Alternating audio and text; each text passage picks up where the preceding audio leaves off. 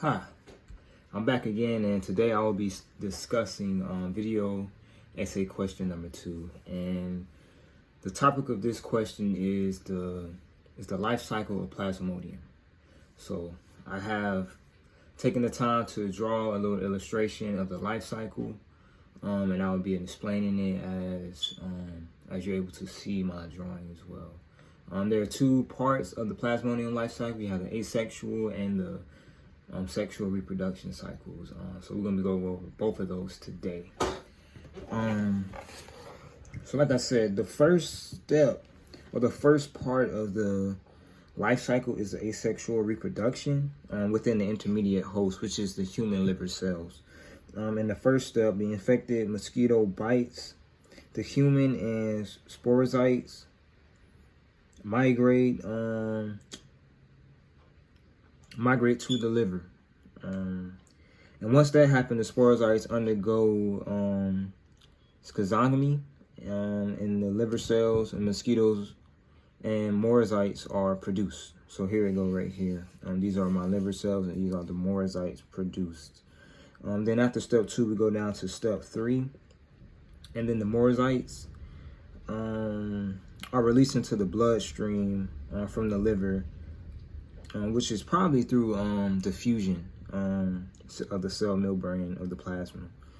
And then once that occurs, the morozoites develop into a ring stage in the red blood cell. And here is just depicted the ring stage.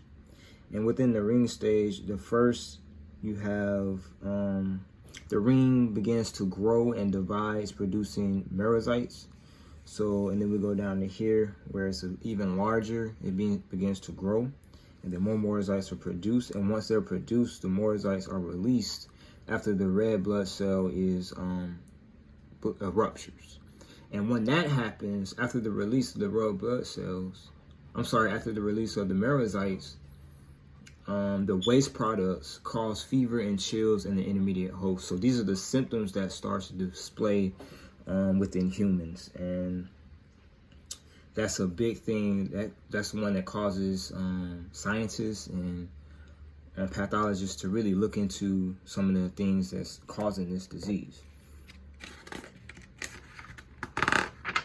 And then I'm gonna go over here to the next steps of the reproduction system, and you have the sexual reproduction within the definite host, which is the mosquito.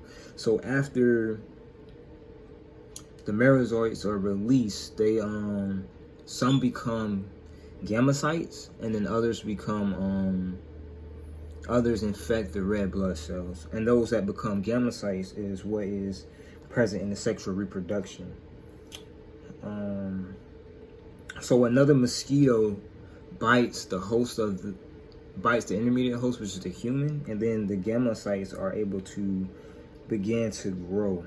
So that mosquito ingests the gametocytes, which is here. You have the female egg and then the male X chromosome right here.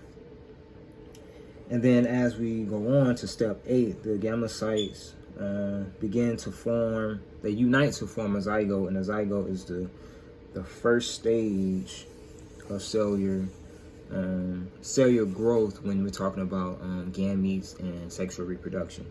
So then we go down to step 9. And in step 9, the sporocytes migrate to the saliva glands of the mosquito, which is then, this is when we start the process over again, and then it infects, and then it bites another host as well. And these symptoms that I stated before of fever and chills is what leads us to understand that plasmodium is a big cause of malaria. Thank you for your time.